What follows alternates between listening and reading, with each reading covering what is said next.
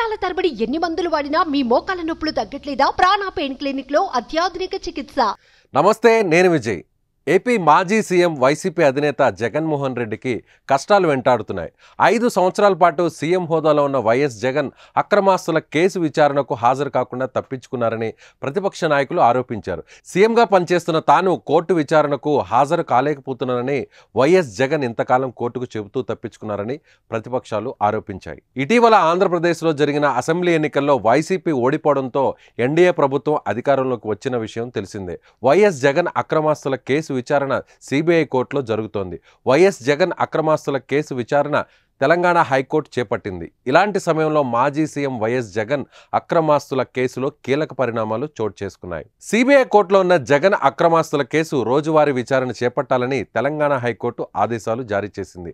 High court ఆదేశాలతో CBI కోర్టులో ఉన్న మాజీ సీఎం వైఎస్ జగన్ అక్రమాస్తుల కేసు రోజువారీ విచారణకు రంగం సిద్ధమైందని తెలిసింది. వైసీపీ అధినేత వైఎస్ జగన్ అక్రమాస్తుల కేసుకు సంబంధించి గతంలో హరిరామ జోగయ్య హైకోర్టులో పిటిషన్ దాఖలు చేశారు. హరిరామ జోగయ్య వేసిన పిటిషన్ విచారణ వచ్చింది. ఇదే సమయంలో వాదనలు వినిపించిన ప్రభుత్వ న్యాయవాది కోర్టులో దర్యాప్తు సాగుతోందని హైకోర్టుకు తెలిపారు. వాదనలు విన్న హైకోర్టు కేసు విచారణ 3 వారాలకు వాయిదా వేసింది. ఇంతకాలం సీఎం హోదాలో వైఎస్ జగన్ అక్రమాస్తుల కేసు విచారణ నుంచి తప్పించుకున్నారని, ఇక ముందు ఆయన కోర్టు ముందు హాజరయ్యే కేసు విచారణను ఎదుర్కోవాల్సి వస్తుందని ప్రతిపక్ష నాయకులు అంటున్నారు. సుమన్ టీవీలో మీ పర్సనల్ అండ్ బిజినెస్ ప్రమోషన్స్ కోసం కింది నెంబర్కి కాంటాక్ట్ చేయండి.